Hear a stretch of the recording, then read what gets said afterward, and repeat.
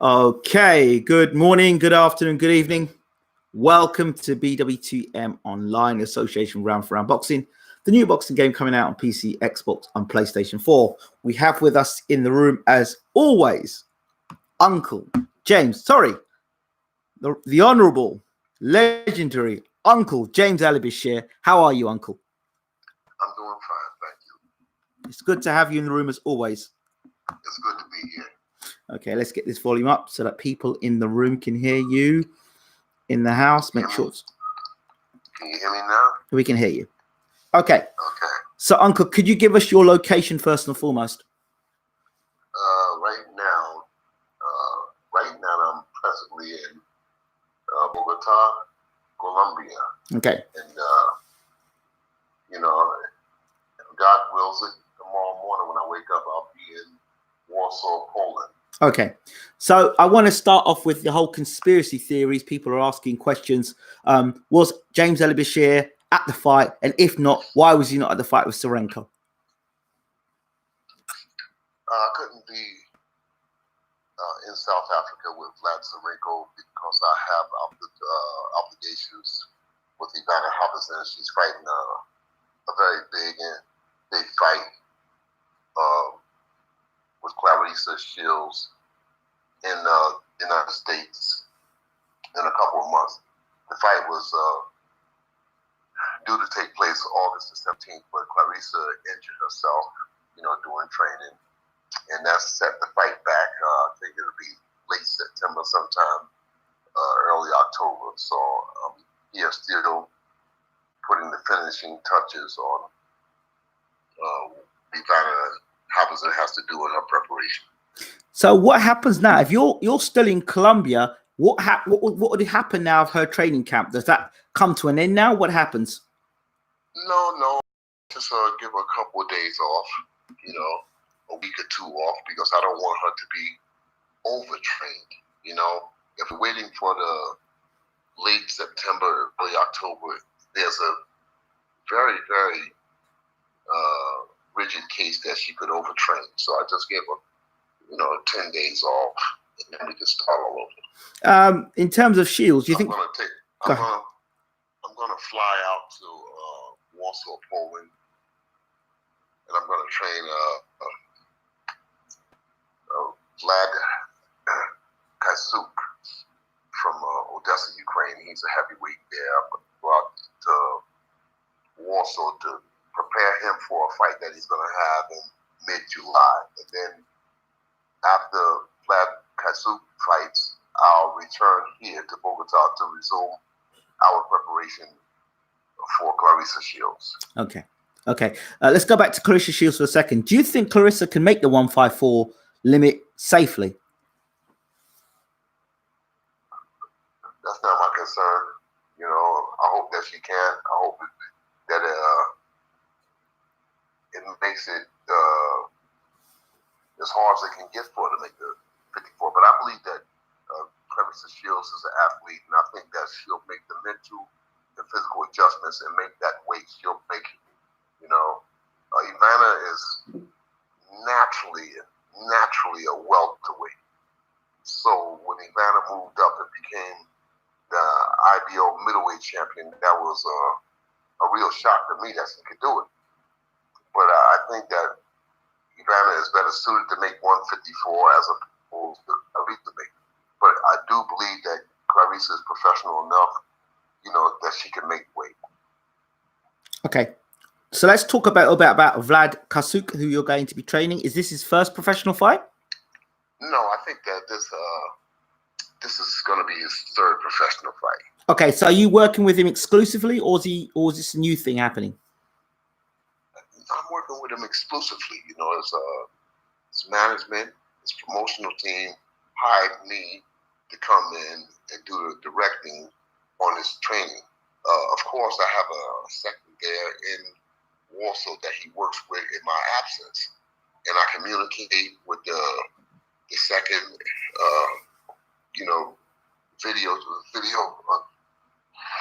video recordings, and we talk each other face to face on the various apps here on the phone. Okay. I tell him what I want, But in the initial stages, of a boxer's career, they're not going to be in situations that's going to be life and death. So, I can have a second there to oversee things and tell him what he needs to do with the preparations. But I'm thinking that Vlad Kasuk can handle these first 10, 12 opponents without my aid being there 24/7. Okay, let's talk about Vlad Tsarenko, who fought Denis Baktov on Sunday. I managed to tune in to catch the fight, as many did over YouTube. In the end, finally, I saw the fight, and there were some things I knew you weren't at the fight. I knew you weren't going to be there because I knew you were in Colombia with Ivana. I was looking to see what Tsarenko would do with Baktov. Now, there were people that were praising the Tsarenko performance. I thought it was okay, but he didn't seem as explosive and as creative as I've seen him before. Talk to me about what you thought of the performance.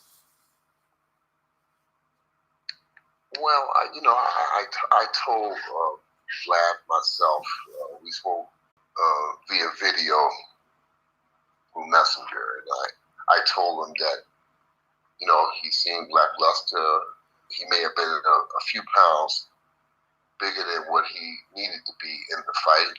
I also alluded to the fact that he wasn't as explosive, and I also alluded to the fact that I felt, I don't know what was going through his mind inside the ring, but I felt from my position that he could have or should have taken the opponent out somewhat earlier.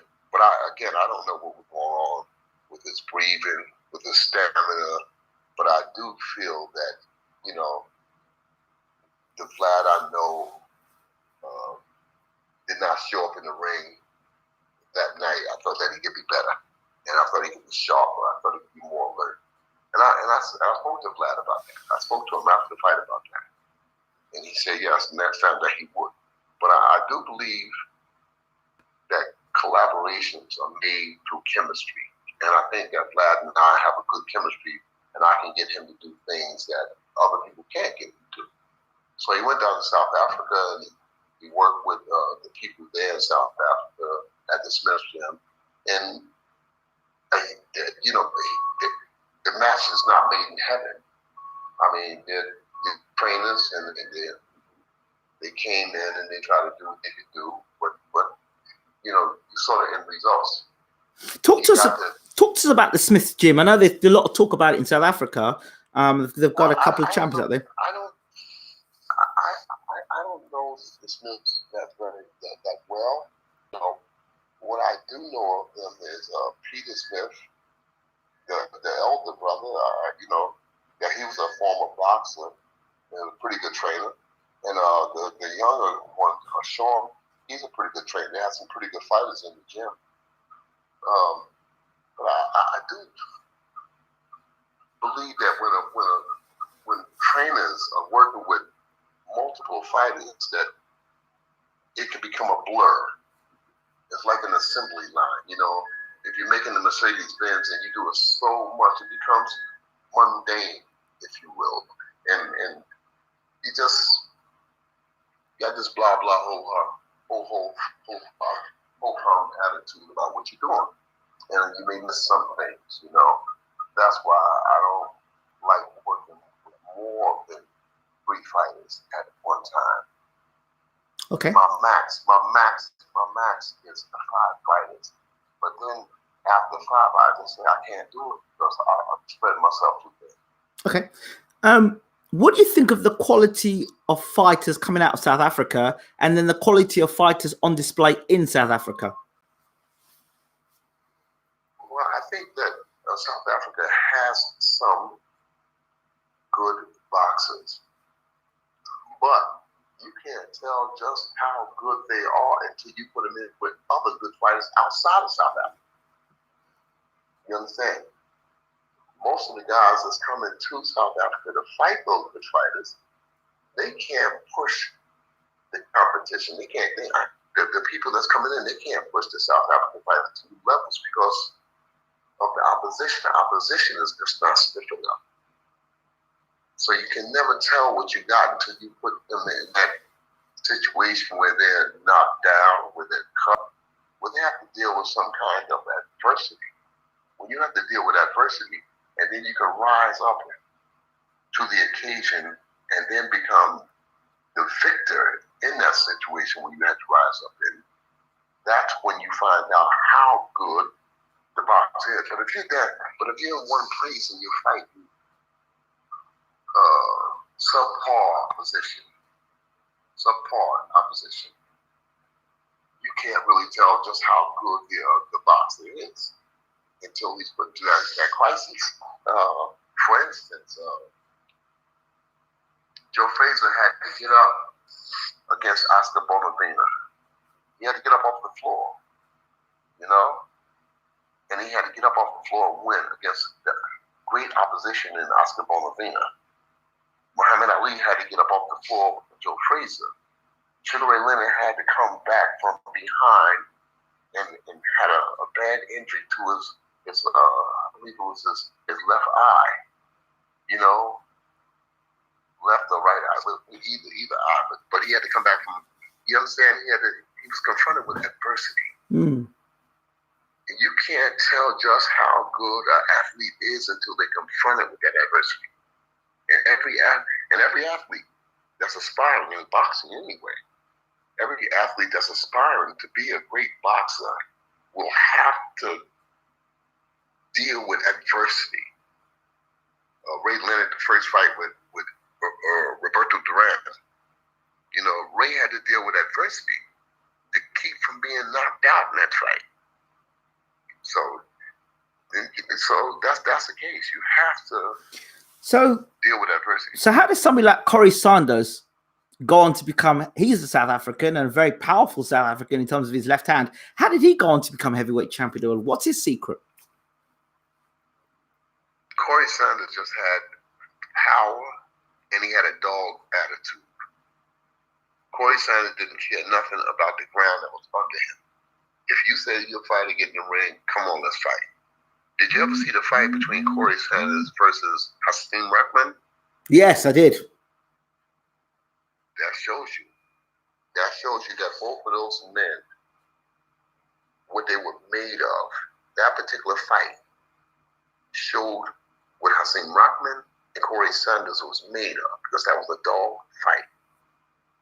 That was a dog fight. If either one of them quit in the corner on the stool, no one with good sense could blame them.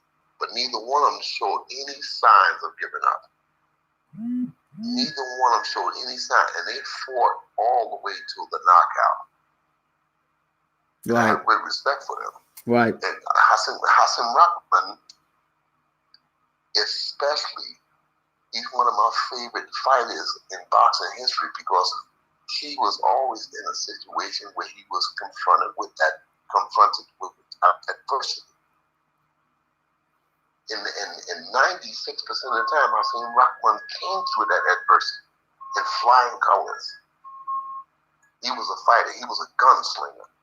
If you look at Hasim Rahman's early careers, then Hasim didn't have no sparkling amateur career. I don't think he had a lot. If he had any, I don't think he had 20 amateur fights. They just threw Hasim Rahman in the ocean and said, swim or drown. And he chose to swim. And he fought the who's who of the heavyweight division. So that's my depiction of what a gunslinger is. That's my depiction of what adversity is. That's my depiction of what you need to have some of that Hasim Rahman in your gut. This is something you can't teach. The shit that Hasim Rahman did in the ring, you can't teach that stuff. You either got it or you ain't. Yeah. Or you don't have it. So you can get Houdini to train you, but the stuff that Hasim Rahman did in boxing, you can't teach that kind of stuff, man. Yeah, I get that. So Ruhan Visser, another fighter that you're with, can you talk to me about his performance, the level of opposition, and his progress as a fighter? I spent 2.5 years there in South Africa teaching Ron Visser. And with trainers, people view trainers as magicians. They're not magicians. Trainers are like any other people in the world. When a trainer and boxer comes together, they either have chemistry or they don't have chemistry. That chemistry either clicks or it doesn't click. And in the end, Ron Visser and Ali Bashir, we just don't click. We just don't have those vibes that work together. I mean, he may have wanted to do as I asked him to do, but he couldn't. For whatever reason. I don't say it's his fault. I don't say it's my fault. But I tried. I tried. He couldn't either digest what I was teaching, or he didn't want to digest what I was teaching, or he couldn't digest what I was teaching. So I moved on. Allow another trainer to come in. So allow another. So is that so from your standpoint, what did you expect of him? And you see, some people would say, "Oh well, you're expecting." I expected Ron to use his height, his weight, his youth, his power. He's a big, powerful guy, and I just couldn't get him to use his strengths, those attributes. Those attributes that he possessed, those God-given attributes. I could not get him. I could not extract it from him. I told him over and over and over what to do, but for some reason I couldn't get him to do it. I sat down and I watched video after video after video after video after video, illustrating, showing. I think because I always use videos of the old fighters. I show old fighters in an effort to educate the boxers that I'm training. There's nothing like seeing something done as opposed to me just saying, this is how you do it. I take the videos, I sit down, I say, look, observe this here. Drink in the impressions and expressions of what you see on this videotape. And then I'll go back and review the tape over and over and over and over again, so that these guys can take in visually and try to digest what they see and try to digest it and say, look, I can transfer this into my own and into my own style. So that's my routine with any boxers. I've always done that there. I've done that there as far back as the late 70s, 80s. I've always did that with the boxers I trained. What is that line? I mean, I'm a coach, but what is that line? I have a line as a coach where I say, you know what, I can't help you. What is that red line that you say, you know what, if you cross that line, we can't come back from that? What is the red line for Uncle James Ellis?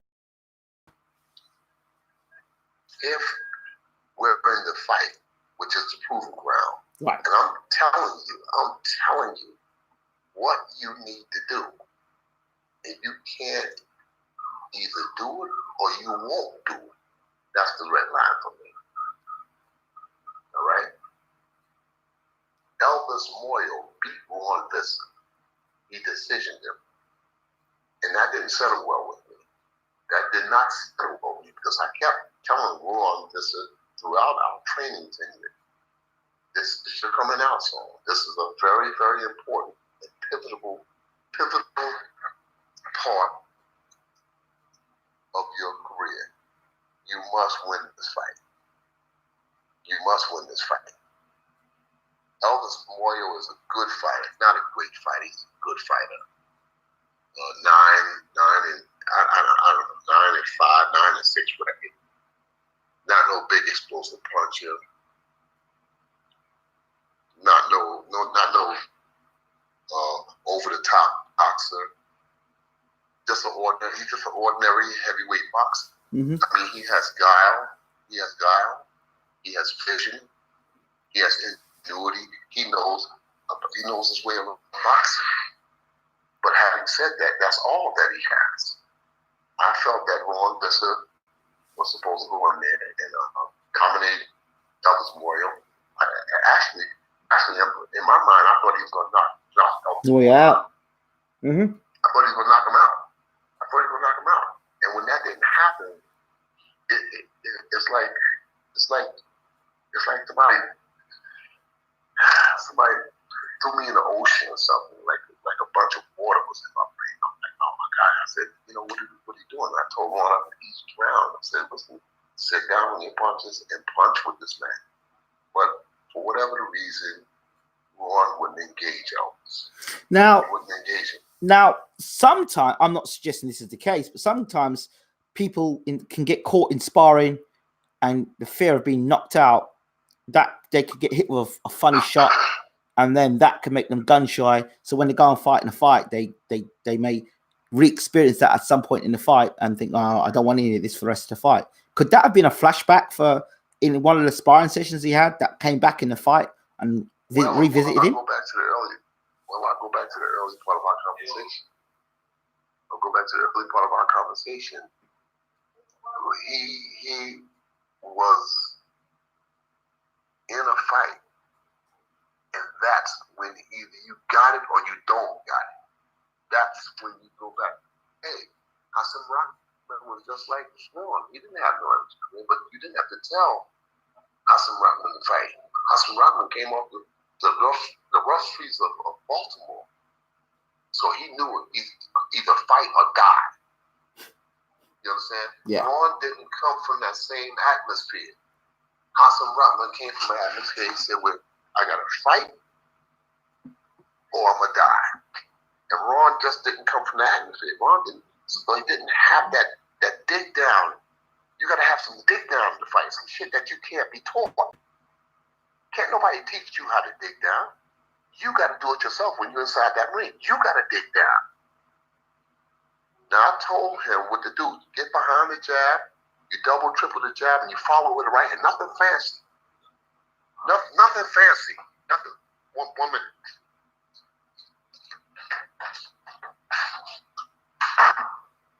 Uncle Bashir live. Nothing fancy. Ron is 6'9", 87 inches of the reach, and some phenomenal stuff over Elvis Memorial. I mean, it's just simple mathematics. Double, triple your jab and follow with straight right hand. Nothing deep, no high science, and it didn't happen. For whatever the reason, it didn't happen. And I knew in that fight, when that fight was over, I knew that our tenure was done. It was over. Because I said to myself, I said, well, I tried. I came in and tried. People on the outside look and say, well, he needs another trainer. And they're right, he needs another trainer, but it's not the trainer's fault. It's not the trainer's fault. I don't know what was going on in Ron's heart, what was going on in his mind, what was going on in his physical attributes. He's a good guy, probably too nice to be a boxer, But he's got to get some killer attitude. He got to get some killer instinct. That has some Rockman instinct. You don't have to tell these guys when to fight, how to fight. And the Holyfield instinct, Joe Frazier instinct. Do you think? Get that. Do you think sticking with? You got to get that kind of stuff. Look, you got to get that kind of stuff, right? Evander Holyfield. I was watching Evander Holyfield box with Lennox Lewis in that first fight, and even though I thought Lennox Lewis won that fight, I look back at that fight. Evander Holyfield was giving Lennox Lewis a hard fight. I said, this little guy, this little Evander Holyfield, in there with this big guy, Riddick Bowe, Lennox Lewis, he's in there with the roughest fighters of that era. And George Foreman, he's in there with all these rough, tough guys. Yes. Because the only reason he was able to come through those fights because he had dig down inside of a man. Intestinal fortitude, they call it, Uncle. Intestinal fortitude.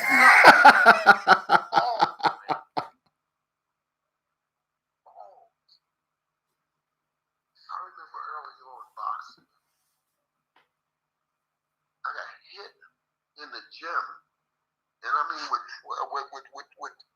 got hit on the chin with 12-ounce gloves, I believe it was. I got hit so hard, and I got so scared because I had never been dazed like that before.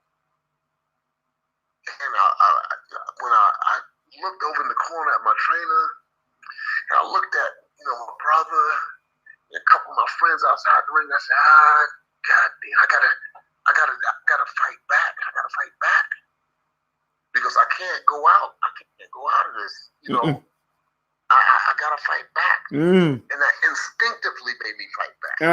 Instinctively made me fight back. It was. I dug down just to stay conscious. Yeah. Just to stay conscious. Get you.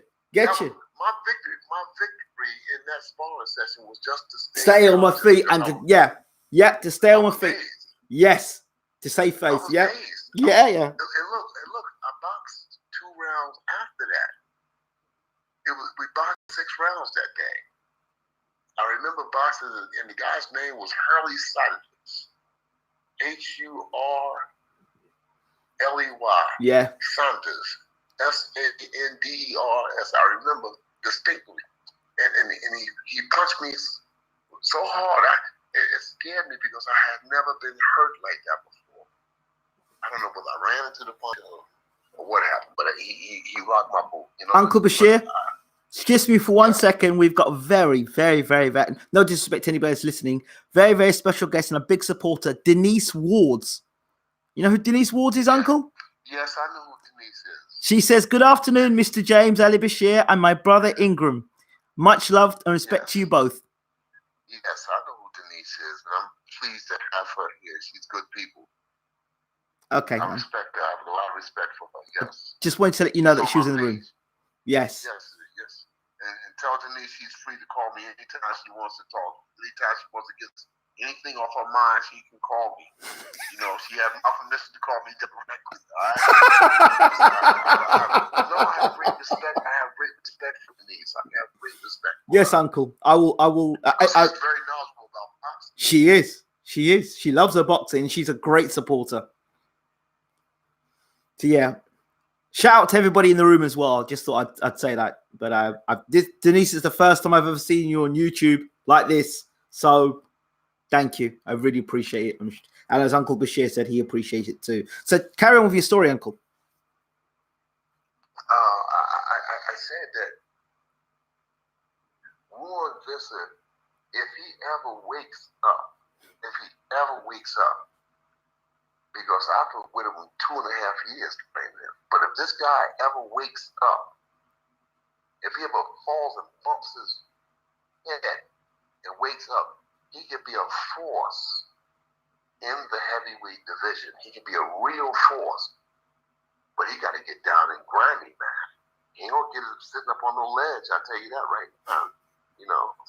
That's why I moved out the way. Let another trainer come in. Maybe another trainer get add a spar. See, people outside of boxing don't know.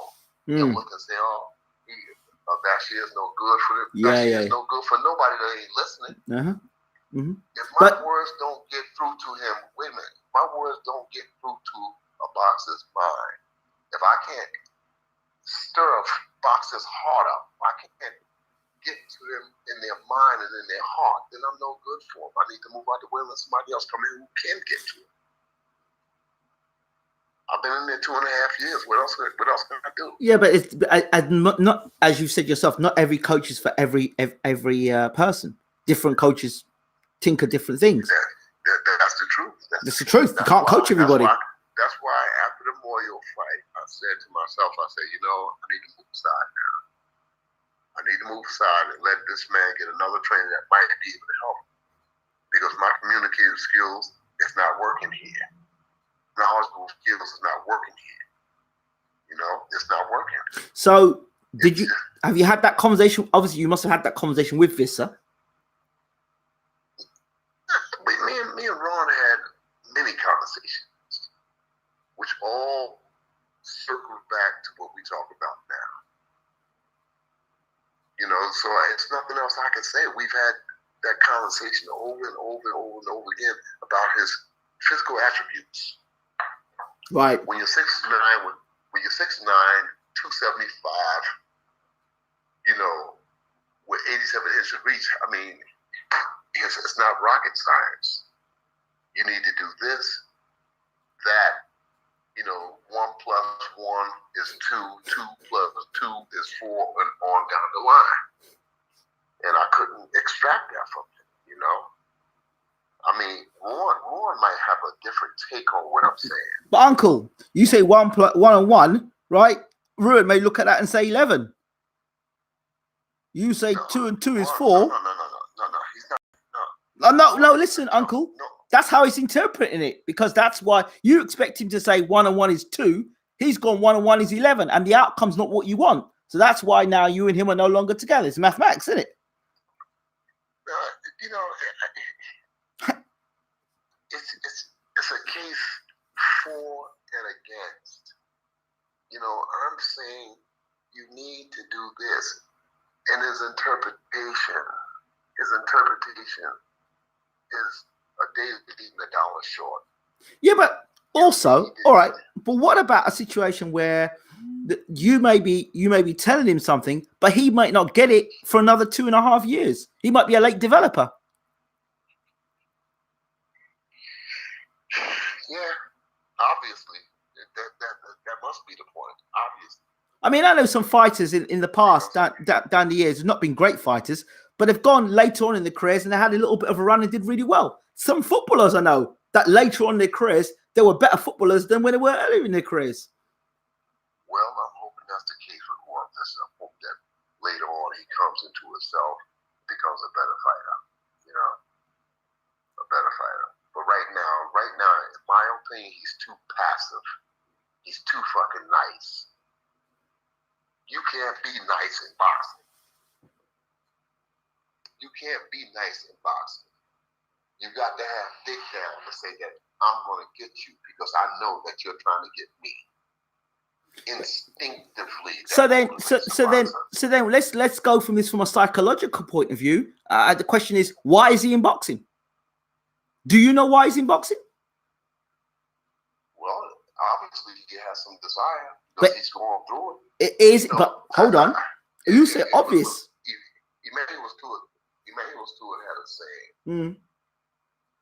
He said if a boxer cannot survive the rigors of a training camp, then he should walk away from boxing. Warren Visser survived those training camps. He survived those rigors of training camps. So it told me then that he wants to do it. But something is going on in his brain that's stopping him from doing it. So, but you see, it could be motivation. It could be to prove a point wrong. Hey, why don't you interview Ron Visser? What is this, the Visser Hour?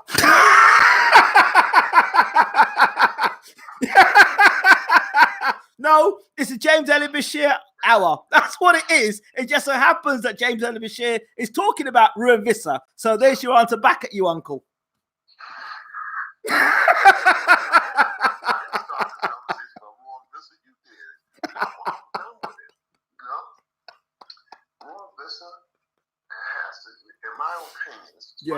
Go ahead. And you know what they say about opinions, but yeah, this is my opinion. My opinion is that Warren Visser is too nice.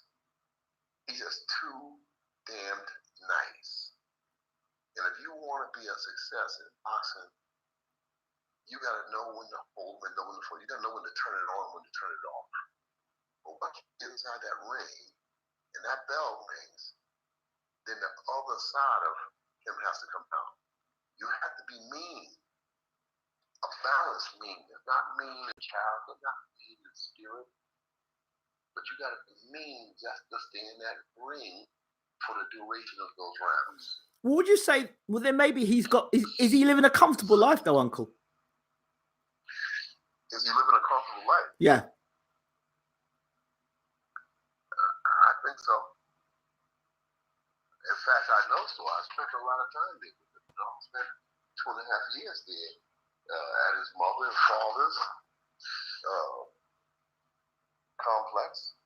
So do you think if he was taken out of South Africa and put in a hut or put in a one room bedsit and had to fight for his survival, I'm sure that would change. Wouldn't that not change him? I'm sure that would change. It'll change anybody.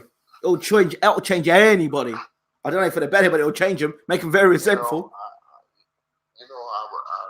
remember my brothers, two of my younger brothers, and we was chasing a rabbit one time. It was a young rabbit, fast. But we was on his case because we was young and fast too. And we chased this rabbit and chased this rabbit and chased this rabbit. And then we trapped the rabbit inside of a garage. We trapped him. My younger brother said, my youngest brother said, there he is. And we moved him because we were going to bag it and keep it as a pet.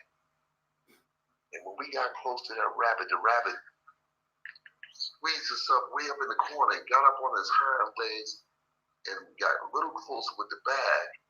And the rabbit growled. The rabbit made a sound like a sound like rabbits don't make. You know, rabbits don't make those kind of sounds. That's what I told my brother. I said, man, a rabbit ain't supposed to make that kind of sound. That rabbit was red up in that corner. He made a sound like, he made a sound like another creature, but rabbits don't make that kind of noise. So my brother said, well, what we gonna do? I said, I think we should let this rabbit go. Because I didn't want to see the worst of that rabbit. I want to bring out the worst. I wasn't ready to gamble. I wasn't ready to gamble with what was going to happen if we had came closer. Yeah. Because of the sound that the rabbit made. See, the intention wasn't you were there to bully the rabbit. When the rabbit ready to come to fight with you, you didn't want to have a fight with the rabbit because the intentions were all wrong, Uncle. I wasn't willing to risk my life, but that rabbit was willing to risk his life to get out that corner. And I said to myself, rabbits don't make those kind of noise. Ruben says it was a rabbit with no ears. I don't know what was it, but I know one thing: rabbits don't make those kind of noises. And that noise told me that look, do not come any closer, or I'm going to hurt one of you guys. And I wasn't willing to risk my life like that. I said, no, get out of here. I need to get out of here. And we let the rabbit go. That's the end of that story. So the bottom line is that even a rabbit will fight. If it's hungry, if it's about to be killed, a rabbit will fight for his life. Wow. I got that. I get that. So, okay. So we talked a bit about we've spent a bit of time with Ruan Visser, and much love to you, Ruan, wherever you are. And I absolutely would love to get an interview to hear, your take on the fight against Elvis and moving forward and what you think is necessary for you to achieve the goals that Uncle Bashir would have had for you had he still been your trainer. So moving on, Uncle, we talked a bit about South Africa. The opposition, the guy that Ruan fought, what did you think of the opposition? Which guy? The guy that Ruan fought.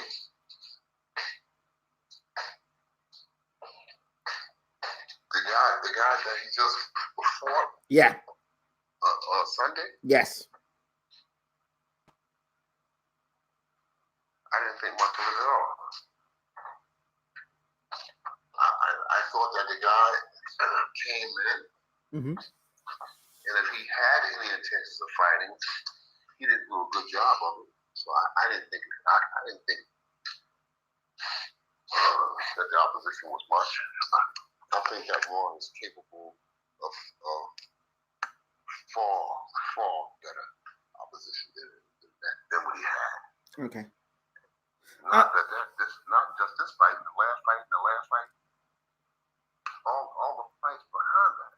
No, I think that he's capable of far better opposition. Okay. I think that you can't get the best out of a guy until you put a guy into a situation with where some he opposition. has to fight. Yeah, opposition. While I'm on the subject of opposition, I want to talk about something I'm seeing reoccurringly happening in the UK. I'm seeing fighters, novices fight, and I'm seeing them struggle at a lower level. but they may find a punch from somewhere to knock a person out. And then what they say is, this guy's ready for world title action or to fight a guy that's 2 or 3 levels above the guy they've just struggled with.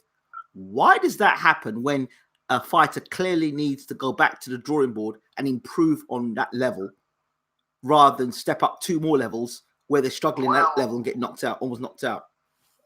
Well, we are living in a put it in a jar, shake it up, and is it ready yet? Microwave society.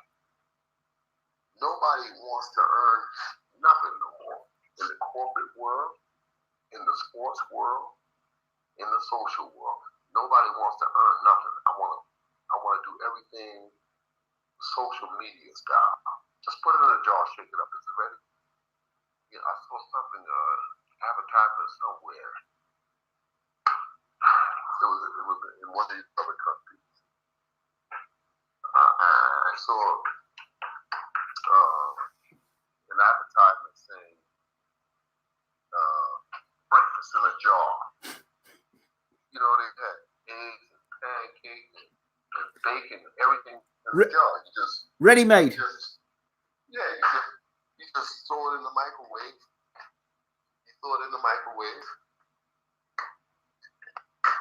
Wait a minute. By the way, those people that are Uncle? Hey. Who's that? Is that Ivana? Who can be? I'm not sure. I caught it could be Vladimir Klitschko. Oh, no. I don't like Vladimir anymore. How are you, Ivana? I'm good, but I was really interested with who is Bashir talking when I need to sleep 2 hours. And of course, I knew it. That's you. Of course, there's only see, this is the person you need to do interviews with, Ivana. Anytime you need to do an interview, you need to come and talk to me first. You know that. Yeah. So how are you? Are you sleeping? I had sparring today and I'm dying, but I'm okay. Good. I hope you know that you're live on the show at the moment. No. Yeah. You're live at the moment. So say hello to all the fans. Oh, shit. Why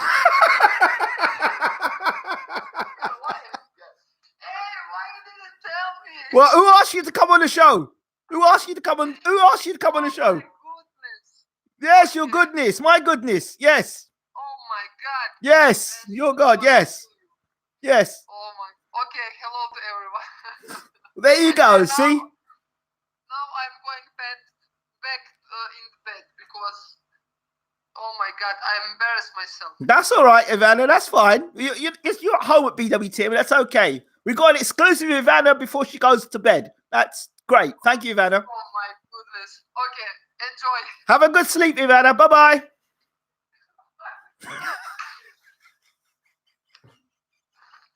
For those people who don't know, that was Ivana Habazan, the IBO middleweight champion of the world. Thank you, Ivana.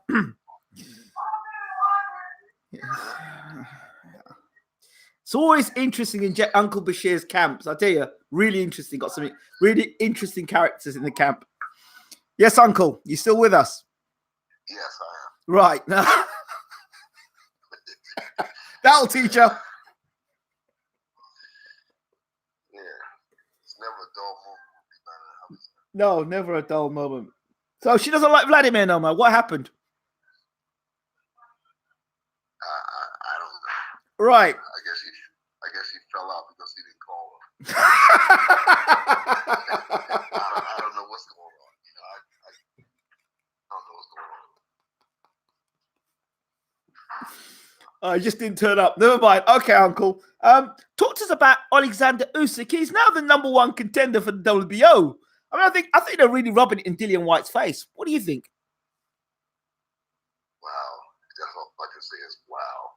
I mean, Usyk deserves to be in that spot coming from the undisputed position in the cruiserweight division. He deserves to be #1. But not only that, Usyk deserves the right to be #1 because basically Usyk won his titles on the road. Usyk has done what most fighters won't do. Most fighters won't go to another country to fight. Usyk traveled to about 4, maybe 5 continents to become undisputed. Is that right? Yeah, he did. He did. UK. He went a few places, actually. The first title he won Was my tutelage was me training him. I trained him for 3 years, and we went into Poland first. Yes. And then he went into Russia. He went to Latvia, and then he went into Russia. I mean, he deserves the right to be the winner. But Dillian White also deserves the right to be in a number 1 spot because he's fought everybody. It's funny. They asked him to fight. Ruben Guerrero comes up with this funny statement. He goes, Dillian didn't take the eliminator fights. No one but Dillian's fault. But it's quite funny because I know that Dominic Brazil didn't fight no eliminator fight to fight Deontay Wilder, and Dillian White was number 1 contender. So I'm not quite sure how that logic works out, Ruben. Ruben don't understand the politics of boxing. He doesn't. When he listened to Stacey McKinley's interview, and he still comes out and says that. Unbelievable. No. Dominic Brazil didn't fight those mandatories either. There you go. Anything to keep Dillian White from fighting for the undisputed heavyweight championship of the world, or any heavyweight championship of the world. I think that Dillian White has answered questions above and beyond the call of duty.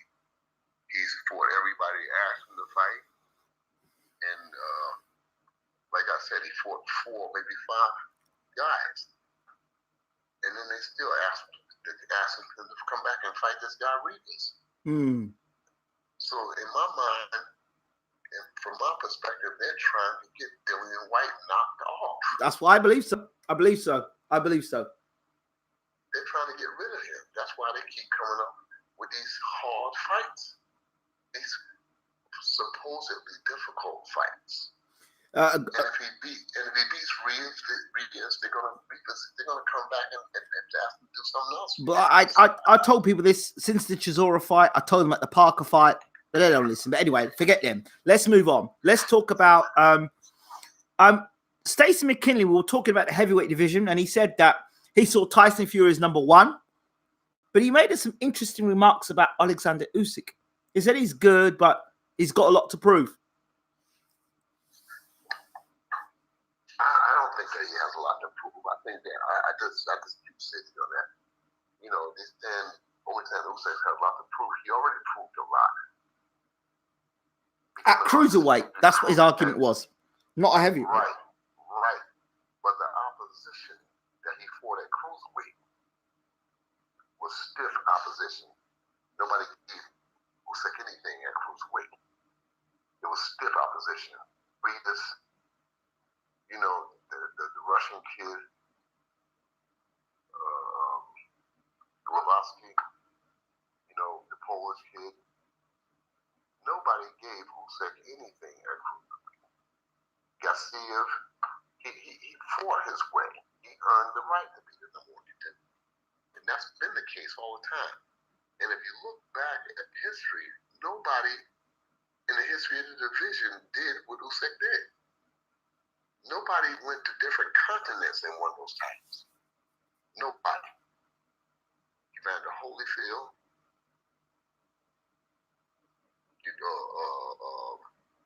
David Hay, Golovkin.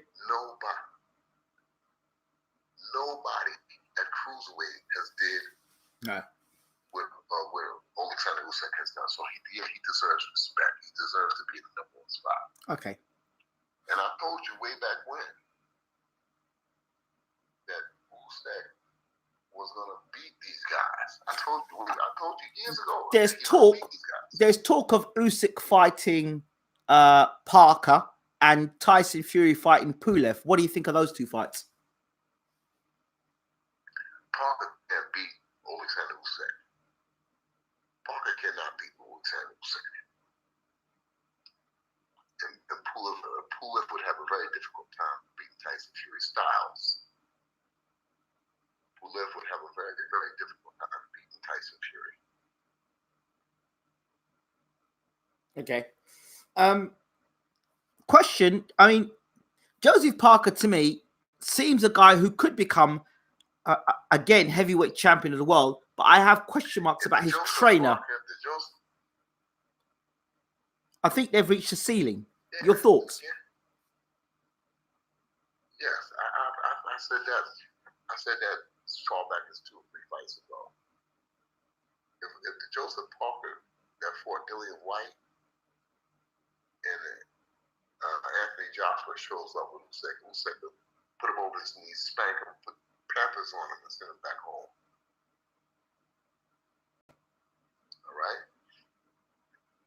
If the Joseph Parker shows up, the one that fought Dillian White, the one that fought Anthony Joshua, if he shows up in a ring with Alexander Usyk will spank him, well, Pampers on him, and send him home. I know what I'm talking about. I don't see Parker's improved. Look. I don't see any improvement in Parker either. I don't see him. I don't see it. He mentioned that some time ago. I got a friend of mine, Stuart Duncan. Mm-hmm. He's on my page. Stuart Duncan. I told Stu some time ago, this guy has got to get somebody to teach him what to do. Exactly, making the same mistakes over and over again. He froze up in the Anthony Joshua fight. Oh yeah. He was in neutral the whole fight. You know, as long as Anthony Joshua's not bothering me, I'm not gonna bother him. You know what? That's the attitude that he had. Do you know the other thing that I think had contributing fact to it is when he kept his promotional team. He has never been dropped. He's never been stopped. That's all they kept talking about. He's never been dropped. He's never been stopped. That's all they kept going on that. That was all the promotion for Parker. Well, let me tell you something. Andy Ruiz, in my mind, beat Joseph Parker. I still see Andy Ruiz as an unbeaten fighter. I said that in my preview. If Joseph Parker wasn't in New Zealand, Andy Ruiz would have won the heavyweight title. Oh, I said that in my preview. I said, so Andy Ruiz is coming as an unbeaten fight against Joshua. I thought that Joshua got a gift in that fight. Oh, hell yeah. I thought Ruiz won the fight. I thought that he should have got the title that night. Of course. I said, initially, years ago, that Alexander Usyk is a special fighter, man. He's a special fighter with a special mentality. I know things about Usyk that the average person don't know. But I won't go public with it out of respect for Alexander Usyk. But I know it makes him tick. And I know why these other guys are not going to beat him. I know those things about him. But I will never speak about it. I'll just keep that in mind for myself. But I already know. And I told you years ago that this guy was going to be undisputed. I know. I told you he's going to be the heavyweight champion. I know. Listen, Uncle. Because I know things about his character, about his persona, about his whole makeup. I know things about him that the average person, the people on the outside looking at him, he's too little, he's too small, he can't play. Do you know? This, that. They got no idea. Usyk has got the same sort of, and people haven't seen it, he's got that same sort of ice cold, like almost like Holyfield. He's got that the same sort of lineage. People don't get that when in terms of character when they're put under pressure. And I see that same thing with Usyk. He'll fight anybody. Yeah. He's got that heart. And when a man knows himself spiritually in depth, that takes a man to another level. I believe so anyway. I believe so. Man, right? I know the boxer. I know the fighter. I know the man. I'll say that again. I know the boxer. I know the fighter. And I know the man. And I'm telling anybody who will listen, not going to beat Alexander Usyk. Wow. He's a rare fighter. He's a rare fighter that comes along once every 100 years. Uncle, I've got some things I want to add. AA Boxing and Blunt says, evening Ingram and Uncle Bashir. He goes, and all. Parker at a crossroads just now. He just can't wait too long, or that he could get overlooked with the next crop coming through. And then Matt B agrees with something that I said. He said that when Parker, you guys, Parker is sort of like in a situation that AG is in. okay, He needs to make changes now. yeah, He needs to step up in the front office and be the CEO that he's capable of being and make changes now. would you train? Wait, would you train Joseph Parker? I can train any heavyweight, especially heavyweights, because that's where most of my experience lies. But hold on a second. We just talked about a guy who didn't really want it in Ruin Vissa. Now we've got another guy in Joseph Parker who's shown he's basically set for life and didn't want it against Joshua. You mean you tell me? I'll try any heavyweight once. Most of my experiences, most of my successes have come from working with heavyweights. You know, if anybody checks my history, all my history came from working with heavyweights. I had great success with them too. You know, great success. So, why not? Why wouldn't I try Joseph Parker? But Parker, he seems like an easy guy to work with too. Yeah, he does. Seems like an easy guy. He's a really nice guy. Really, really nice guy. Really nice, very personable. He's susceptible. He's susceptible to wisdom. He's susceptible to intelligence. Like a sponge. He'll soak it all up. Yeah, I see that with him. But he has to stand up and be the CEO of Joseph Parker Inc. that he's capable of being. But I think his trainer is also his manager as well, so there might be a bit of a problem there. So what? You say, for me and you, it's so what? But there's contracts and all the rest of it. He's got to take the reins and say, listen, I've got to make changes. Yeah, but you can only make those changes if you see there's a problem. If you don't see there's a problem, you won't make those changes. And as long as the money's coming in, why would you care? Well, I would say to Joseph Parker, Joseph, sit down and examine your efforts against Anthony Joshua. I'm fine. I got paid very well. Sit down and examine what you did with Dillian White. Joseph Parker, sit down and examine what you did with Ruiz. The Ruiz fight. What you did with the Hughie Fury fight. And now he's fighting Leopold. That's a match. But that's a matchroom special there. Don't worry about that. That's a matchroom special. All right, so I'm just saying that he needs to sit back. And boxers in general, not just at heavyweight, but at all the weights. What I'm saying to you is sit back and examine who you are, what your position in life is. Sit down and make some damn decisions for yourself and stop letting your manager and your promoters make your decisions. You're the CEO of whoever it is out there that's listening. Well, Uncle, again. Sit back and say, I'm the CEO of this company.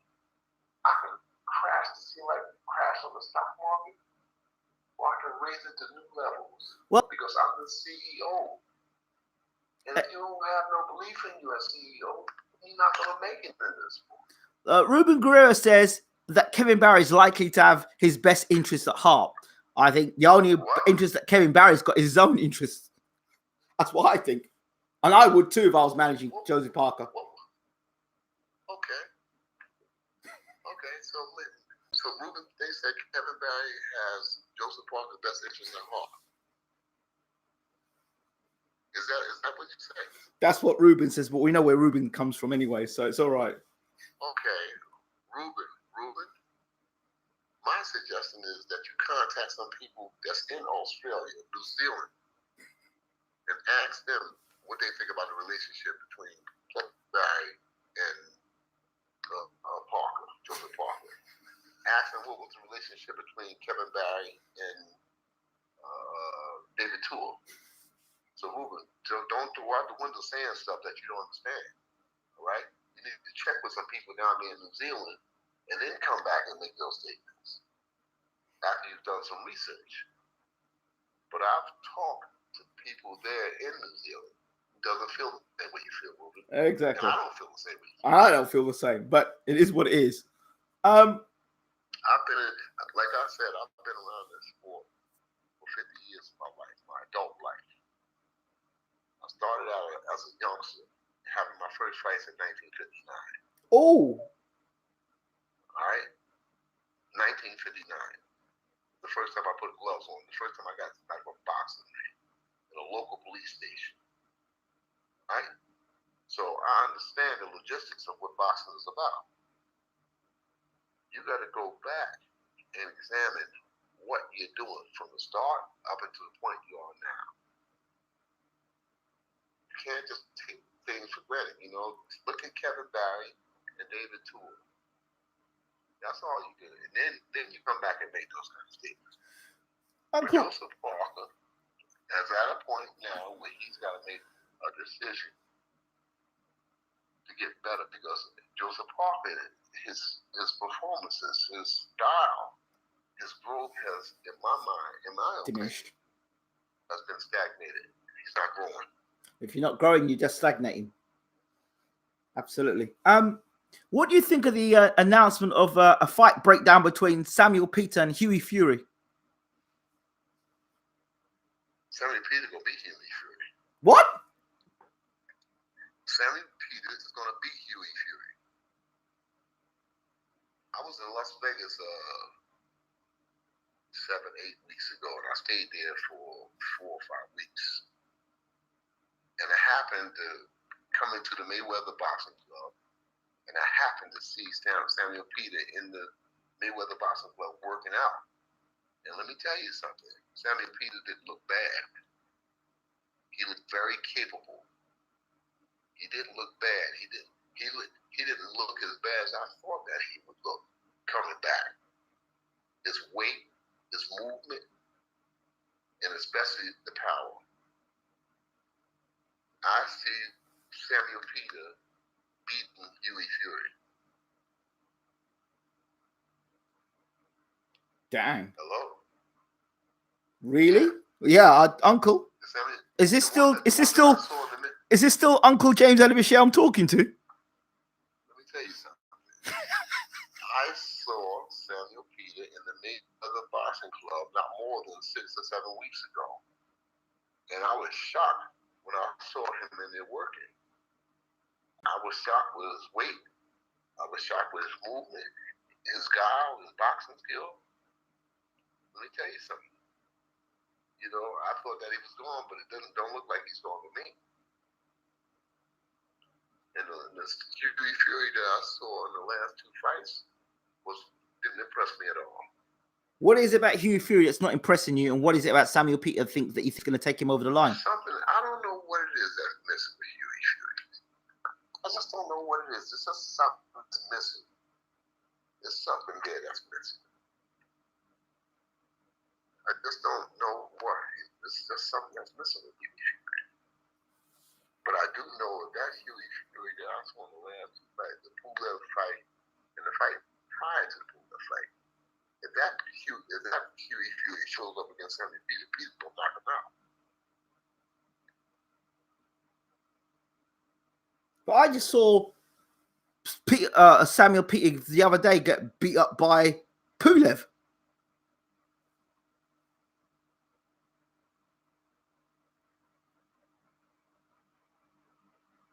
Uncle? Yeah, he boxed Pulev. Yeah, and Pulev beat him up, but I don't know. I know. But I think Samuel Peter just cut back. What's that? That's probably what made him get in shape at the Mayweather gym. That beat down there he took from Pulev. Is Stacey McKinley working with him? Do you know? Is Stacey McKinley working with who? Samuel Peter. I saw Samuel Peter at the Mayweather's gym. But who was he training? Who was training him? African brother. He used to be a fighter. I think he fought for Floyd Mayweather. Kofi. I think his name is Kofi. Okay, Kofi. Okay. It's Jack. I got his name in my mind. I just can't. Joshua Kofi? Huh? Joshua Kofi?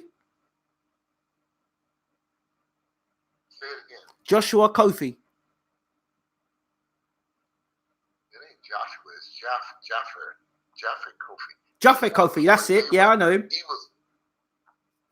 He trained. He's training Samuel Pete. It says Kofi Jantua. Gentua, yeah. Yes. Yeah, thank you very much, Hamza. Yes. Yes, that's who was training him. Wow. Wow.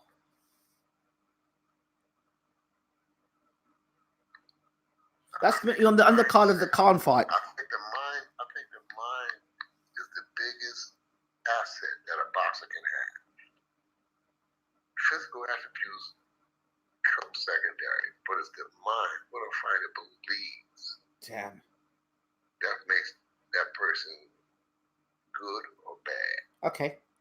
I want to come back and ask you about a fighter that you warned me of, not even told me about, and we set up and got the interview. Tony Harrison. Now, Charlo fought against Jota Sunday evening, a beautiful knockout. How did you see that rematch going on? Did you think he lost the first fight? First fight was a very close fight. It could have gone either way in my opinion. Okay. But the scales came down when Tony Harrison won the fight. Now I can see why. He was boxing. Charlo was looking to punch. Right. Charlo was trying to look to punch.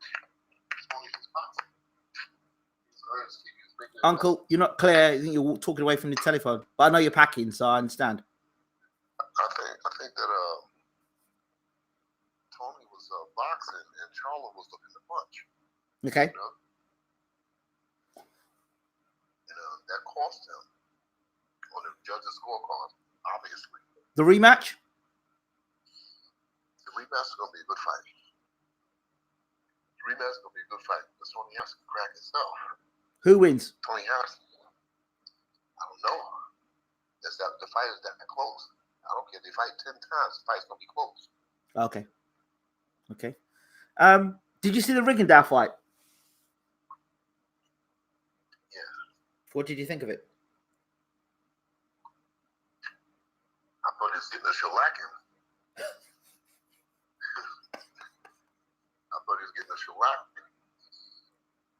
But he came up with the victory, Did you see there was a little moment where they had Larry Hazard? Was it Larry or Larry Bird? The commissioner? And they had this guy whispering in his ear. They had the guy whispering in his ear who was scoring. Yeah. The guy was scoring, and before he went to score, somebody's whispering in his ear. Literally, the judge is scoring, and the guy's whispering in his ear, and then he's going to score. That can't be right. No, I didn't observe that. Yeah, it's in the fight. You can go back and look, you can look at the fight. The guy pulled it up on Twitter, and he's up on Twitter. You can see that he's going to score, and the guy starts whispering in his ear while he's watching the fight. That can't be acceptable. No, it's not a good look. What is he whispering in his ear that is so important that the judge can't watch the fight? No, it's not a good look. It's not good. It's not good. Before we close, I do want to clean up a rumor what's been flying around that yourself and That's never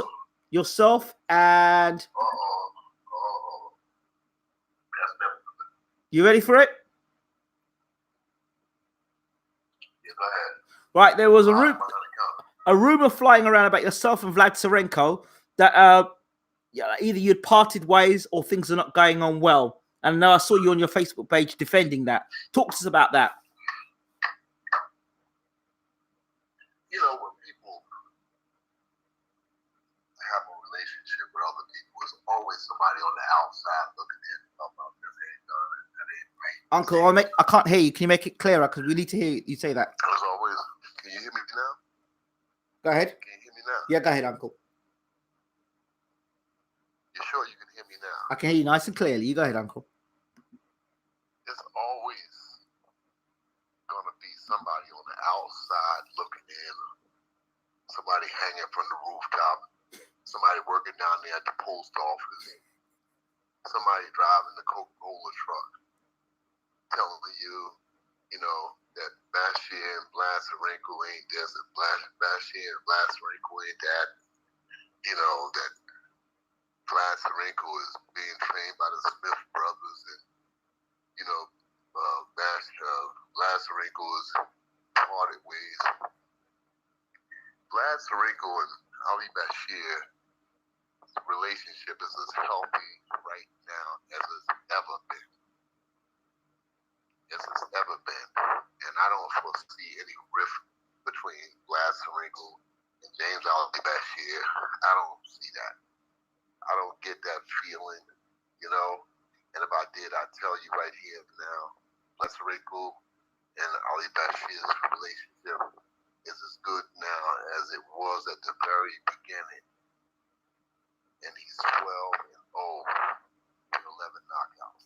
Now, Uncle, Ruben says, tell Uncle to keep Vlad away from Usyk and Lomachenko's manager.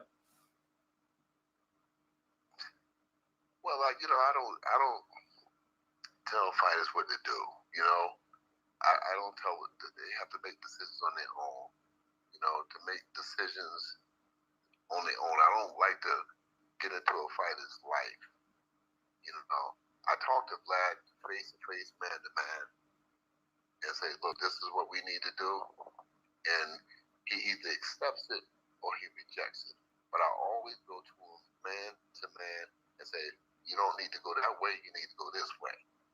You don't need to go that way, you need to come up this way. You need to do it like this. I always tell him face to face. You know, if Blazarenko or any boxer that I train allows somebody to come between us, then that's on them. Because I figure they got as much to lose in losing me as I do in losing them. Yes. Because when one door closes in this sport, I understand in this sport, when one door closes, another door opens. 3, 4 other doors open. Mm-hmm. You see, I'm a busy trainer. You know, somebody is always at my door. I know. And could you come here and work with my fighter? Do you know what I'd really want, Uncle? I really want to see you do. I want to see you training a British fighter. Britain is not out of the question. I like the British fighters. I'd like to see you train a British fighter.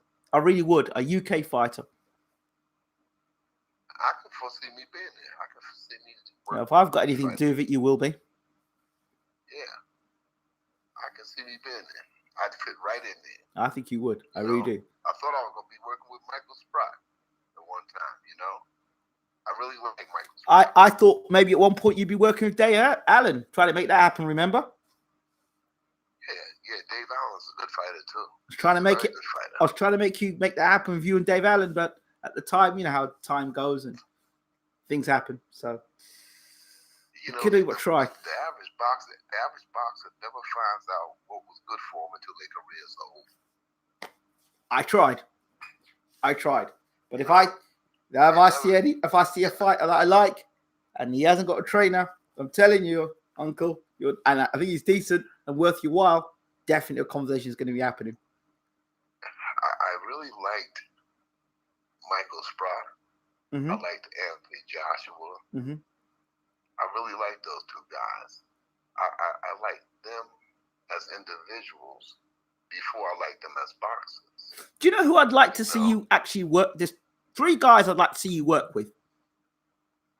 I would like to see you work with Daniel Dubois, 1. Oh man, that would Daniel Dubois, 1. I'd like that too. Okay. The second guy I'd like you to work with is Joshua Buatsi. I don't know Joshua that well. Joshua Buatsi, I'd like you to work with him. I've heard of him. I've seen some of his work on the internet, but I don't know that well. I know Daniel, you know.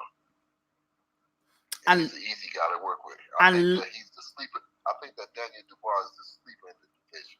And Lawrence Okoli. Those 3 fighters I'd like to see you work with. And Lawrence is fighting at what? At light heavy? No, he's cruiserweight. But he could easily pack the weight on to go into heavyweight as well. Those are three guys I think I'd love to see you work with. And one other guy I'd love to see you work with. And this is a wild card. Callum Johnson. If I had my way, I'd have you working with Callum Johnson, the light heavyweight. Cracks with both hands, good chin. Yeah, well, it's not out of the question. I expect to live 100 more years, so. Hey, Uncle, I'm in your corner. I'm fighting your corner. Trust me, believe me. Yeah. Boxers are some strange individuals, very strange people, strange athletes, very, very strange athletes. But I think that boxers need to examine their careers closely, with more definitiveness, and find out what the heck they're doing and who they're doing it with. They're influenced by Instagram and what the fans think, and people don't know what they're talking about.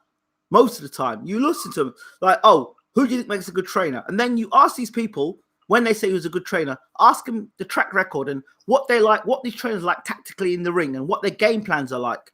And then when you start looking a little closer, people start going quiet. But it's easy to pull a trainer's name up without looking at a track record, without actually seeing game plans and what they say in corners. Yeah, that could be the case. Social media, for the most part, has done boxing no favors, for the most part, in my opinion. Because you look on it, if you look on Facebook, you've got people on Facebook now, people who can't know a left jab from a left hook, right? On punching bags, throwing bizarre combinations, punches I've never seen in my life thrown, and then from weird angles and not even like not incorrect punches. And you've got people advising them. Oh, do you think I look good? Yeah, I think you need to straighten your arm. Or, yeah, I think you need to put your left foot in front of your right foot. I'm like, what is this? What happened to the time where you just went in a boxing gym and you found a trainer and you started training? I don't get it. That could be very well the case.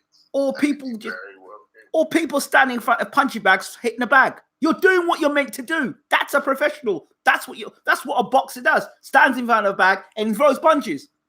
But why are you throwing those punches? Why are you putting that sequence of punches together? Your distance and your timing.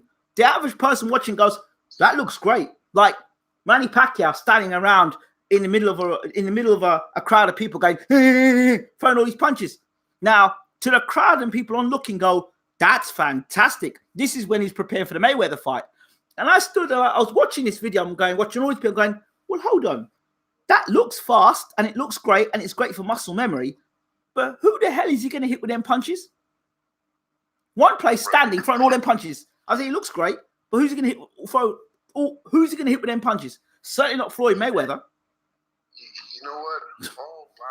All logic says that Keith Thurman should beat Manny Pacquiao. Keith Thurman's going to get knocked up by Pacquiao. But my thinking is that Pacquiao will win that fight. Pacquiao's going to knock him out. All logic says that Keith Thurman should win that fight. He's got youth, he's got strength, he's got power. Has he got heart? Does he live the life? Does he want to box anymore? Does he want to be there? Oh, we're gonna see, that's for sure. When Pacquiao hits him with that left arm on the chin and he starts back pedaling and he can't fight against the ropes and Pacquiao squares him up against the ropes and hit him with a big left hand and Keith can't get off the ropes, then we'll see. Because it's coming. Yeah.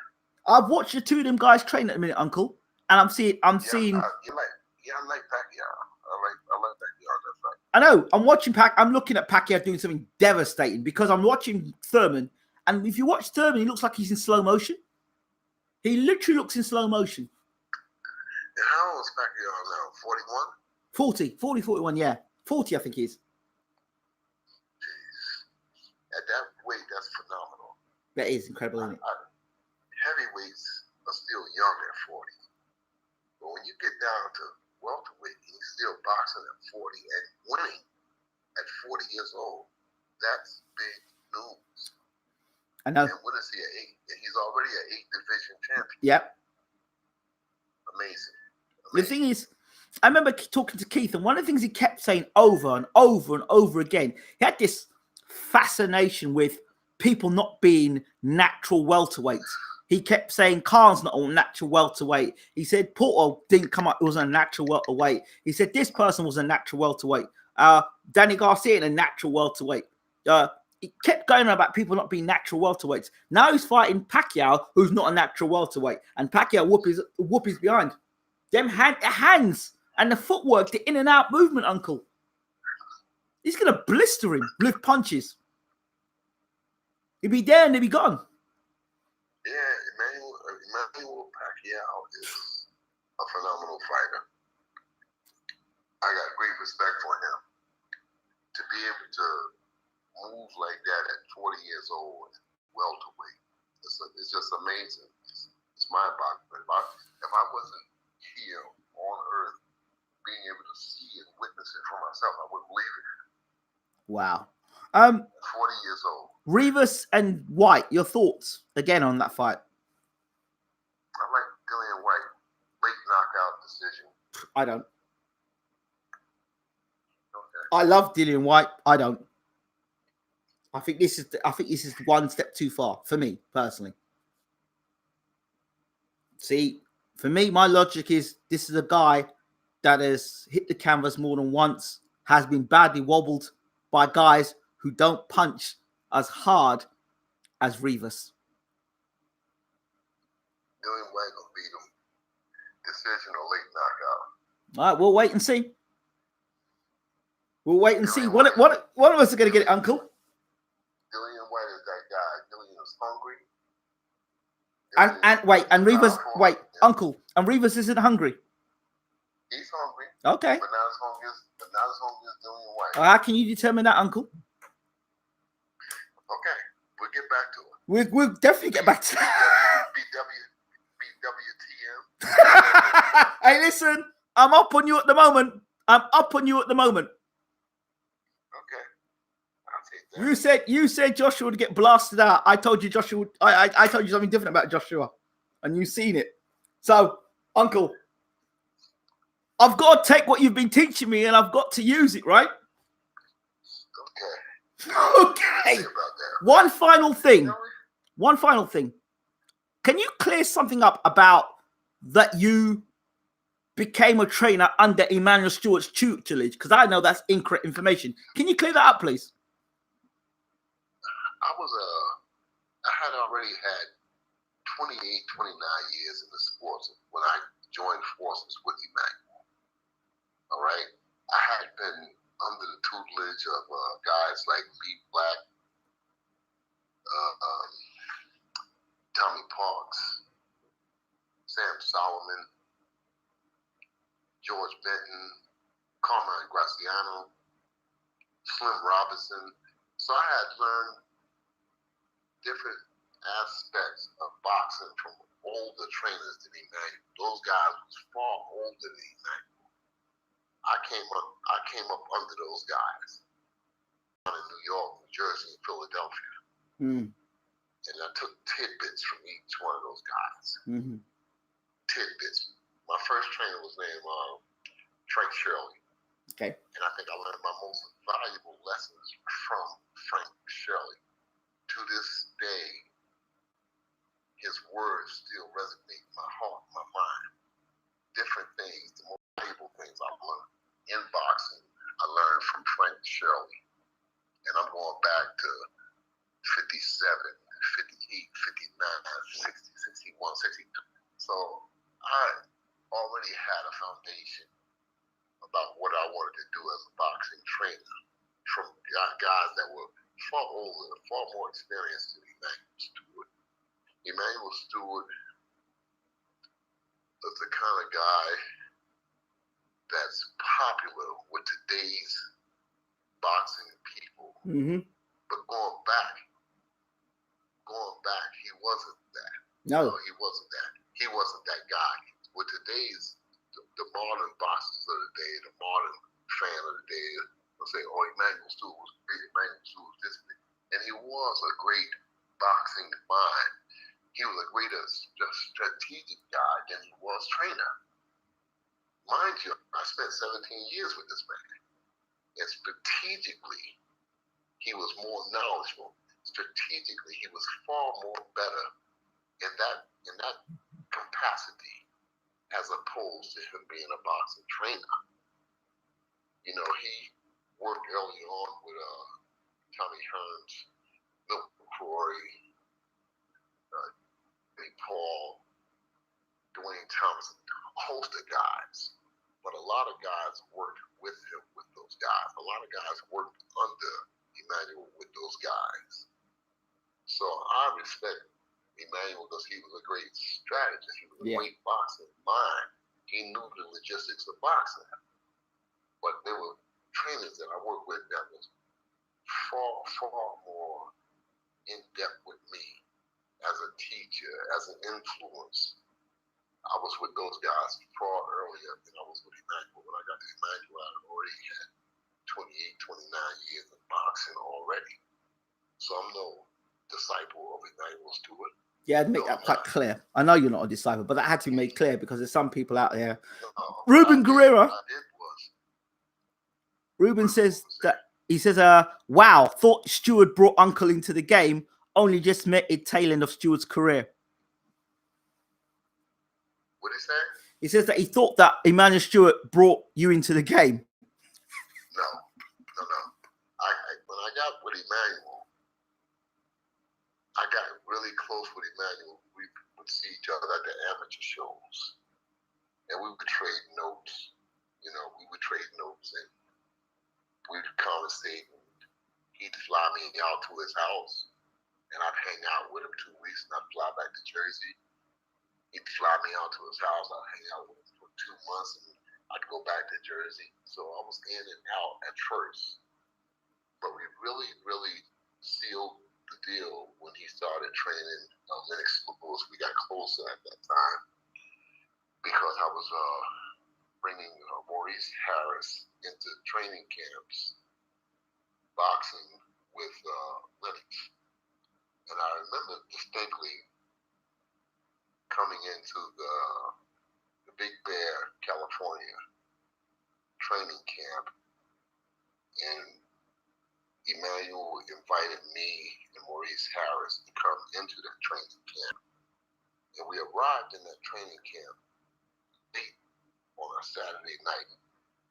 And that morning, he came to the house where we were staying at and told me he wanted Maurice to come over to the gym to move around with Lennox for a couple of rounds. And I explained to Emmanuel, I said, Emmanuel, we just got here at 2:30, 3 o'clock this morning. I don't want my guy boxing the heavyweight champion of the world, you know, and we just only had a couple hours rest. He said, no, I just want to see, you know, I want to see, you know, what the kid got. No, I just want to, goddamn it, I want to see why. You know, I can't look, hey, don't sweat, man. Just bring the man over there. And you're going to see how good the man is. I just want to see how good he is. So I said, okay. So I woke Maurice up and said, come on, we're going to go over here and box with you. And Maurice was young. He didn't care. Maurice didn't care. Maurice was a young guy, fast, slick, box. And he was a little for a heavyweight at that time. I think Maurice was about 217 pounds. And Lennox had to be every bit of 250 at that time. And we went into the gym that morning. I'll never forget. I gloved Maurice up, put him in the ring, and they stopped moving around boxing. And Maurice was getting the better of Lennox. And I thought Lennox got a little agitated. And Lennox hit Maurice with a straight left hand and a right hand behind it and dropped Maurice on the floor. And I got angry with myself. I said, I knew I shouldn't have came over here. I knew this was going to happen. Because he just didn't have enough time to rest, and you had to acclimate. Because at Big Bear, the altitude was so high, you know. So I said, so I got ready to stop him. Maurice got off the floor and said, no. He said, I'm all right. He said, come on, we're going to go to work now.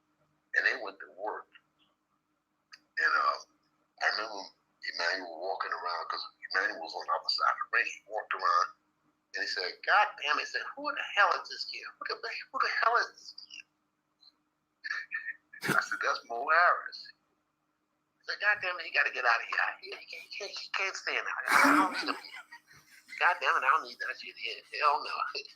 Hell no. He said, "I don't need that shit. He got to go. He got to get out of here." He said, "Here, take this $2,000 and just get the hell on out of here." So I said, "Well, Emmanuel, we just got here. We just arrived here. He said, yeah, but you don't understand." He said, "I don't want that kind of boxing kid around here because that kid ain't no good for Lennox's confidence." He said, "Ain't no good for Lennox's confidence." So right then and there, I had never quite heard anything like that day. I started studying his strategies. He said, I don't need nobody around here that ain't no good for my boxer's confidence. And I had never heard that kind of spin on a person's knowledge. He said he didn't want Harris there because Harris was too slick, too quick, and he felt that he wasn't good for Lennox's confidence, you know? And we was out. Monday morning, we was on our way out. We got there on Saturday night. Monday morning, we was gone, you know? And I had never saw that. And then with the Tyson Lennox Lewis fight, when he invited Maurice Harris to come to camp, and Lennox paid Maurice $5,000 a week to be there. Even though he wasn't boxing Maurice, he just wanted to keep Maurice away from Mike Tyson. So I started respecting his strategic knowledge more than I respected his training knowledge. He knew strategies. Wow. You know, there's a big difference in having a boxing trainer in your corner and having a strategic trainer in your corner. Some trainers were better cornermen than they were trainers. Like Angelo Dundee was in my opinion, Angelo Dundee was a far better cornerman than he was trainer. You understand? Mm-hmm. I think that Emmanuel Stewart was a far better strategic cornerman than he was boxing trainer. You know, it's just like driving a vehicle down the street. Emmanuel would know when to make that left turn. He would know when to put the brakes on, when to speed up, when to slow down. You understand? He would know when to shift gears. Right. So you have trainers and you have cornermen. You know, and depending on how and when you use them, they were very essential. Yeah. Or non-essential. You know, that's how I view this thing. You know, you have people that's good cornermen, really good cornermen, lousy as trainers, good corner, that can get a fighter through a fight, that can win a championship. On one leg, they can win championships because of their applications. You know what I'm saying? You have on one hand, you have a trainer that has knowledge but no good application. Then you have a trainer that has no good application, but have good application, but with no knowledge. Right. My thinking is that you have to work them in combination. You know, you have the application and knowledge combined together. It's dangerous. It's very dangerous. Okay. Uncle Bashir, thank you so much for that. That was absolutely phenomenal. Just that last bit there, in particular about Lennox Lewis and Maurice Harris. Yeah, that was great. That was a heck of a spar. They sparred for about 4 rounds. It was cooking, man. And mind you, Lennox was a big, strong guy. And from that day on, Lennox would call us, look, I want him back. Lennox said, I want him back. He would always bring us in the camp. Lennox and I formed a great, great relationship that lasts to this day. I have a great relationship with Lennox Lewis. I have a great relationship with Anthony Klitschko. I have a great relationship with Vitaly Klitschko. These guys, I'm talking about on a day-to-day phone call basis. You know, I can communicate with them. If I I call Lennox and Lennox doesn't get the call right away, he always calls me back. Lennox is the kind of guy that just pops up, depending on where he's at in the world. Lennox will pop up, 2 or 3 o'clock in the morning, Lennox will call me. And he and I will communicate. He even invited me down to Jamaica on a couple of occasions. I just was booked in somewhere else in the world. I couldn't come. But he invited me down to his training camp down there. He wanted me to come down and help train boxers. So he and I have a really, really good relationship, and I'm thankful for that. Wow. I'm thankful for that. And as I told you, the last time I was in London, I hadn't seen Lennox's wife since the Crisco fight. I don't believe he was married. Yep. And he introduced me to his wife as his trainer. And that, to me, told me that he respected me. He respected me. I had never been a trainer. Harold Knight, Emmanuel was the one that was training Lennox. Those were the guys that was training him. But he introduced me to his wife as his trainer. He said, I want you to meet my trainer. And that told me that he had respect for my knowledge, for my wisdom. The conversations that we had over the years in those training camps had stuck with him, I would tell him different things. We would sit down and we would talk, and I would tell him, little things that he was doing and little things that he could and should be doing. Because I was always the guy in the corner working against him. I was always the guy in the corner that was working against him. Right. I was working with the small partner in the same capacity I did with Vladimir Klitschko. I was always the guy. I was always the brain that they had to work against. Because I prepared the small partners for boxing them. Right. So Lennox had great respect for me, and Vladimir Klitschko has the same respect for me. I have the same respect for them. So I'm thankful that I was in that position. Okay. Thank you so much for that, Uncle. We really appreciate it. And when somebody asks one more question, do you think Vladimir will get into becoming a coach? Who? Vladimir Klitschko. As a boxing trainer? Become a coach? No. No, I don't think Vladimir will become a coach. If he did, it would surprise me. Vladimir, it takes other people. It takes a lot of investment to be a boxing trainer. It does. And I'm asking people in your listening audience to have respect for those guys that's out there in the amateur world that's showing these kids how to stand up, how to jab, how to hook, how to counter punch. Have respect for those amateur trainers, because those guys are really the unsung heroes of boxing. They are. Because they put so much energy, so much time, so much money into those kids. Most of these kids are poor kids. Their parents ain't got no money. Their parents are spending all the money on food, shelter, and stuff. So most of the times, what people don't know is that the amateur coaches paying for gas, paying for snacks, food, hotel, lodging, and in many cases they buy the equipment, the sneakers, the clothes, and stuff.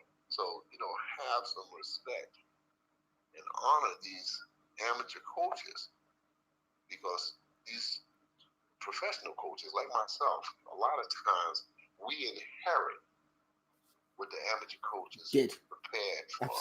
Absolutely. These kids are coming out of the amateurs, and they look for people who's out there, who's not got a name, and they go with them, and then most of the time they abandon those amateur coaches, and the amateur coaches right back to square one. He's starting all over with a whole new crop of kids. So I'm just saying, have some respect and honor for those coaches, and when you get a chance, donate to them.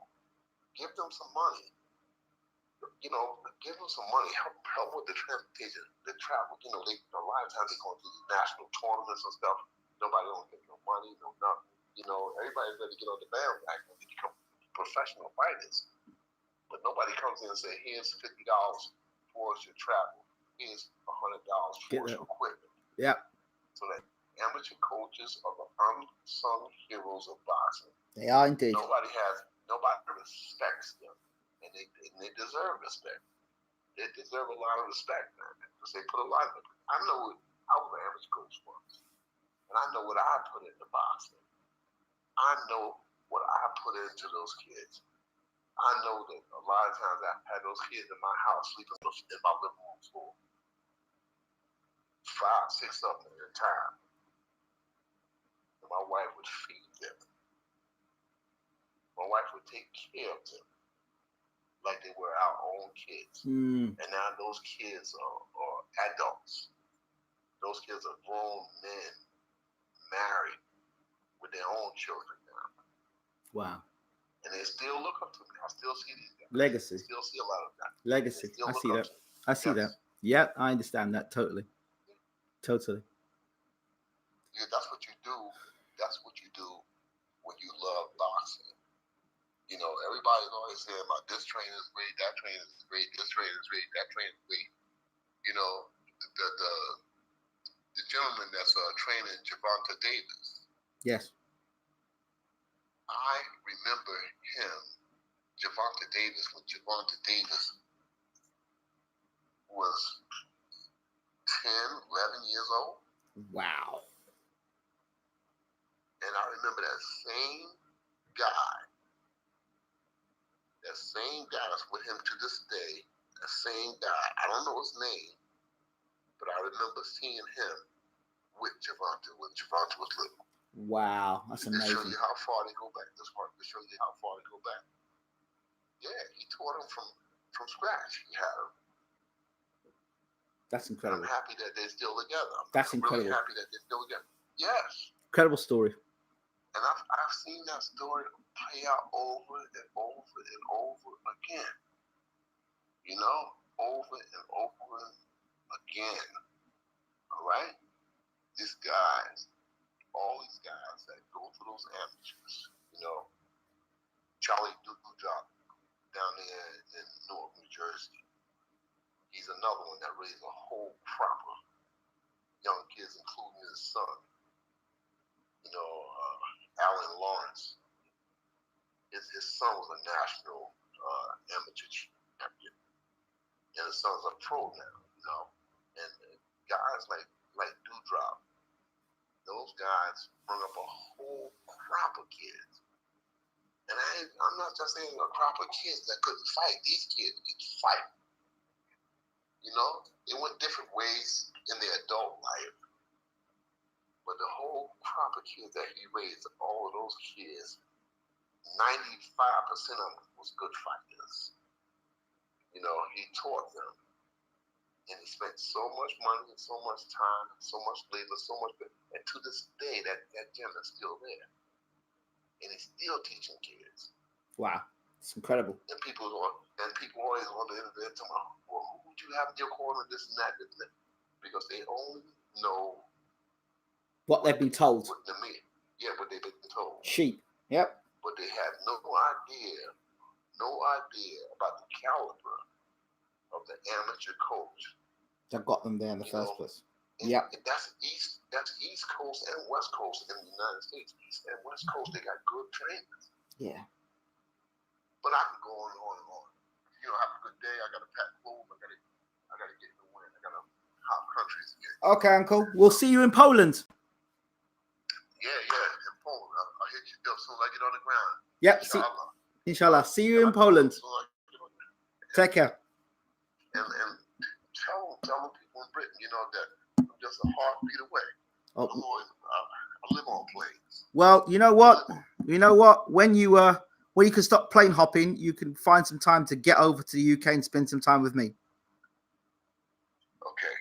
We're still waiting for you, by the way. God willing. And Denise Ward says, excellent show. Denise, that's my girl. Denise, you can call me anytime you want to call. I'll send your number through to Denise. Has she already got your number? Denise she's on my Facebook page. But she got your number? The beautiful thing about Facebook or Messenger, you can contact anybody. Just hit the button. That's it. That sounds good, Uncle. Sounds good to me. Denise, just don't do it today because I got to pack and then I got to get some sleep before I get out. There you go. Uncle Bashir, thank you so much. Yes. Take care, Uncle. Pleasure. All the best. Take care. There you have it, Uncle James Ali Bashir. Do me a favor. Here's a challenge before I end this show tonight. What I want you to do is go into the comment section and tell me how I should tag this video, because I've got so many topics. Rumvisa, Usyk, Serenko, Lennox Lewis, Maurice Harris. So it's so much wisdom here. What should be the title of this video? And the winning title will be on the video, and I'll give you credit for it. So please let me know what the video title should be for this. All right. You can do it in the comment section here or in the video itself. Thank you once again so much for being a part of BWTM Online. This is it. Don't forget to rate, subscribe, leave your comments, share the video. Of course, like us on Facebook, BWTM Online. Follow us on Instagram, BWTM Online. Follow us on Twitter, Bayloric World TV, and subscribe on YouTube. And of course, if you just want to watch everything, what we do, not just boxing, go to www.bwtmonline.com. Right. And also check out our new page, BWTM Bayloric TV Gaming. Check that out as well, where you can see our gaming channel and all the things that have been going on recently. I'm out of here. Thank you. I hope you've appreciated the show. You like the show. You've liked the show. We appreciate you. Take care.